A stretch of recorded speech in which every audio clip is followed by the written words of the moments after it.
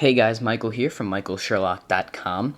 In this video, I'm comparing Nokia's N97, their new flagship device, and Apple's iPhone 3GS. You may have seen my previous video on these two cell phones, the browser comparison, and this video is just going to go into more detail, not just in browser, like that last video, but several different topics to give you overall a comparison of the device. So they both have 3G Wi-Fi, in this case 32 gigabytes of storage, and a GPS.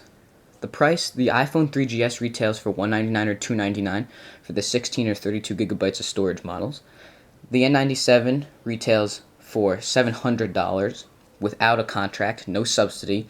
There's no subsidy available. It's not linked to one carrier, so any GSM carrier will work. The iPhone 3GS, if you want to go no contract, is $599 or $699 respectively. Now the major difference between these two devices, if we unlock them, we just use the slider on the side, and we go like that on the iPhone 3GS, is capacitive touchscreen versus resistive touchscreen.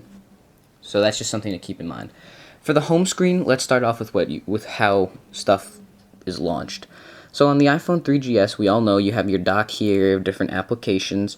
You can go ahead and quickly launch stuff up like that. You can go through your home screens of all the different applications. You can go in, launch them. It's pretty simple. But just for the home screen on the N97, what they've implemented is something called widgets. So you can edit the content if you go to options, and you have these different widgets that you can implement. So for instance, this bottom widget, we don't have anything in there yet, so we can go to add content, and from there you can add download content, Amazon, Bloomberg, calendar, all this cool stuff. So let's say you wanted to add Bloomberg in, you just press it and it would start loading up the content. Up here you have different ones, so you have AccuWeather, AP News, you have your apps, you can put contacts in. If you want to go to the main menu structure, you press this button down here and you just scroll through. You have application settings, etc. So if you want to go to see all the apps, you go app, scroll through, those are your applications. So now multitasking. We'll start off with the iPhone again. It does not really have multitasking. So if we go to the browser, we can use the stuff in there. Let's say we're reading our feeds. We want to read our Mac Rumors feed. We can go ahead and do that. But if we wanted to, let's say, go to messaging, we'd have to close out, go to messaging. Let me just clear that. We'd go out, clear to, I'll show you that again. We'd be in the browser. We'd have to press the home screen, go to messaging, and we would just, close the application. What they do have is something called push notifications, which is similar to background, but it's not exactly the same thing. Basically, when an update comes, the server will push down a notification. The N97 does have background support. So let's say we're done messing with the home screen. Let's say we open up the browser. Now, what you can do is let's say you open up the browser, now you go open up your contacts. If you go to options, and you have this in all the apps basically, you have all the different open applications, so your background. So I have several apps open. Let's say I wanted to open up this Bloomberg Stocks app in the background. We can upgrade. And while that's doing that, we can go to show open apps. Let's say we wanted to go back to the web browser. And you could do these in the background, so, and this is just going to refresh. But for instance, let's say you had your music player, it would be really easy to run that stuff in the background. So background multitasking, which is a big thing. Now text input. I'm going to show you text input. First we'll start off with the N97. So we'll go to new message. Now how do you input text? You have your alphanumeric keyboard here, and you can change the keyboard, so if you wanted to go to handwriting as well, you could do that. Hi, or whatever, and if you go back, that's how you delete. But it does have a full QWERTY keyboard, which is flush, which is kind of a downside. There's not really a lot of feedback when you're typing on it, but you can say hi,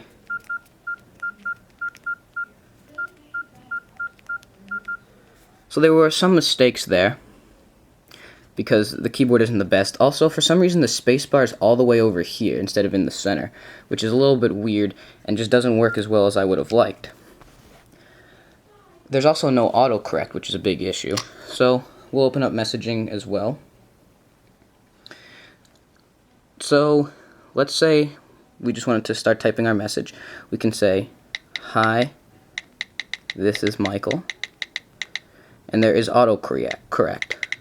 What's also cool with OS 3.0, widescreen keyboard.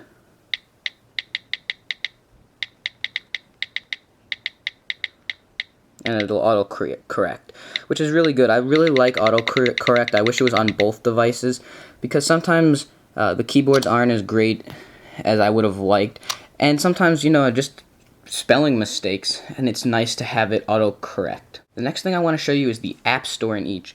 Apple's App Store is jam-packed. I'm sure everybody knows it, that how good it is. It basically defines the market in terms of the App Store. They just have so many apps. There's so many free ones as well. So if you wanted to go to top 25, and let's say you didn't really want to pay anything, easily you can sort by top free. You can download, you can show top 50 if you want to. And you can download that all on your device, install it, and you're good to go. The App Store is definitely the best on Apple's iPhone. Now, what Nokia has is the OV Store, which definitely isn't as good. It's still young, so we're going to see some improvements to it as well, but right now they don't have a lot of apps at all. And a lot of the stuff that fills the OV Store isn't actually applications. It's different little things that they just have in there. So if we go to apps, you can see they have some digital alarm, AP News, handwriting. You can go to the next page. It's just kind of slow, kind of bulky. Doesn't have everything I would want. Really, on the iPhone in the App Store, you have many different Twitter applications that you can download and use, and that are free, because I don't think paying for a Twitter application is the smart thing to do. In the OV Store, there are no free Twitter apps, and the ones that cost money are kind of expensive, I believe around $10, and they don't work as well as free apps on the iPhone, which is a disappointment. So the last thing I want to show you is the camera. The camera on the N97 is wonderful. We use the dedicated camera key there. And you really do have a lot of choices with what you're doing.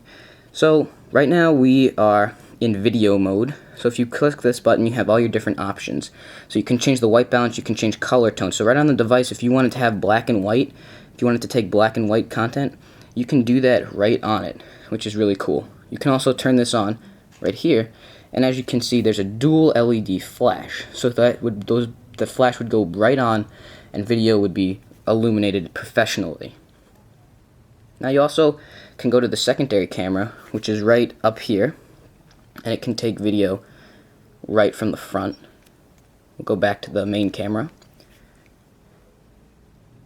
And then in picture mode, image mode as they say, you'll also have a lot of different functions. So if you go here, you have a lot more. You can go scene mode, you can do color tone again, but you can change the exposure, the ISO sensitivity, contrast, sharpness.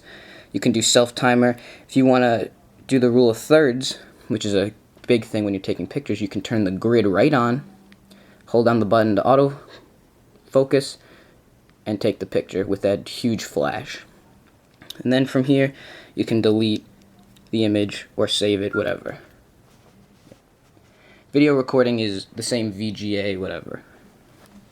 It works fine. You can record from both cameras, even though the front-facing camera is weak. Now on the iPhone 3GS, you have pretty much the same thing, except you have less different customizable features, but it autofocuses. You can press down to focus, autofocus, auto white balance, again, touch to focus like I'm demonstrating right here. And that works. You can take a picture. Or if you wanted to take video, you can easily take video. Go to landscape mode to get better video. And you also have autofocus, auto white balance, and focus by touching. And you're good to go. It's really simple, really easy. So I'm Michael Sherlock from youtube.com/therevived1. Thanks for watching.